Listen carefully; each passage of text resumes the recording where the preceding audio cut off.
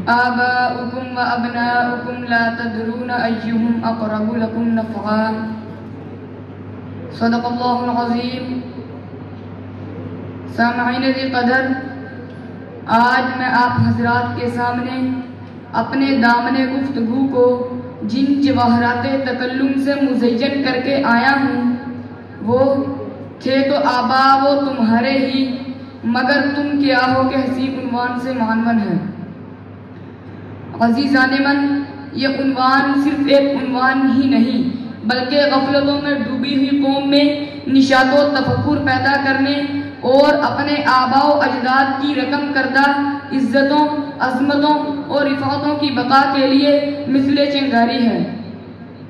सदर अली वकार, आज इस खित्ते अर्ज़ पर जहाँ हर तरह के आरामो सुकून के वसाइलो ज़राए मौजूद हैं, वहीं पर बहुत से लोग आरामो सुकून से महरूम नज़र आते हैं। जहाँ हर शख्स को मुकम्मल आज़ादी के साथ ज़िंदगी गुजारने का हक हासिल है, वहीं पर बहुत से लोग गुलामों से भी अबतर ज़िंदगी गुजारते नज़र आते हैं। जहाँ हक के प्रचार और अमानतो दयानत के इंतशार की सही जारी है, वहीं पर सफ़हाए दहर से बातिल को मिटाया किसने, सफ़हाए दहर से बातिल को मिटाया किसने, नोए इंसान को गुलामी से छुड़ाया किसने, मेरे कुरान को सीने से लगाया किसने। थे तो आबा वो तुम्हारे ही, मगर तुम क्या हो, हाथ पर हाथ दरे मुंतज़िरे फरदा हो। एक अजब फसाद बरपा है सदर अली वकार, एक अजब कशमकश ने हमारी तहजीब को अपनी लपेट में ले रखा है।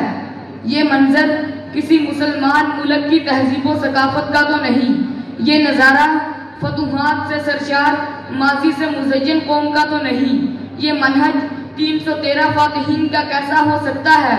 ये वो कौम तो नहीं जो सिद्दीक़ की सदाकत की अलमदार रही हो, ये वो कौम तो नहीं जो उमर पर जानसार रही हो, ये वो कौम तो नहीं जिनकी हया उस्मान से मंसूब रही हो, ये वो कौम तो नहीं जो अली की बहादुरी को अपना शियार बनाती रही हो। सदर अली वकार, आज जब मेरी नज़र इर्द गिर्द से घूमती हुई एक जानिब रुक जाती है, तो मैं अपनी कौम की नौजवान नस्ल को देखता हूँ कि ये वो कौम है जिसके तारीख के किस्से सुनहरे, जिसके आबाओ अजदाद के फतूहात के किस्से से नहरे अल्फाज में कुंदा है।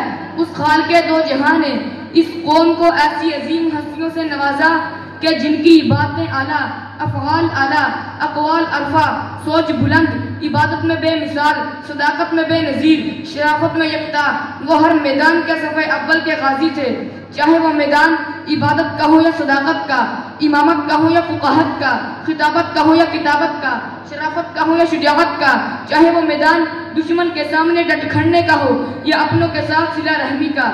अलगर्ज़ हमारे आबाओ अजदाद हर मैदान के सफ़े अव्वल के गाजी थे। अरे वो ऐसी हस्तियाँ थीं कि फ़कत उनको देखकर दुनिया कुफर लरज़ जाता। शुजाअत में ऐसी मिसालें कायम की कि दुश्मन की तरह तरह की तकलीफ़ें देने के बावजूद वो जबल इस्तिक़ामत बनकर डटे रहे। अगरचे उनको अंगारों पर लिटाया गया, सूलियों पर चढ़ाया गया, उनके जिस्म के टुकड़े टुकड़े कर दिए गए, मगर वो जबल इस्तिक़ामत बनकर डटे रहे। अलगर्ज़ हमारे आबाओ अजदाद ने तरह तरह के मसाइब बर्दाश्त करके ज़ुबान हाल से कह दिया कि अगर इस दीन की खातिर अपनी जान, माल, आल, औलाद, इज्जत, आबरू कुछ भी कुर्बान करना पड़ जाए कर डालो, लेकिन इस दीन हनीफ पर जर्रा बराबर भी आंच ना आने दो।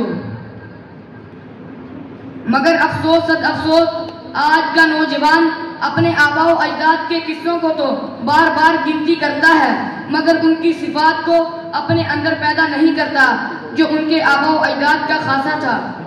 आज का नौजवान मर्दो जन का इम्तिजाज बनाकर एक अजब मखलूक बनने पर तो फख्र महसूस करते हैं, टिक टाक स्टार तो बनते हैं, मगर मर्द की बहादुरी, शुजाअत और सदाकत को अपना शियार बनाना हमाकत समझते हैं।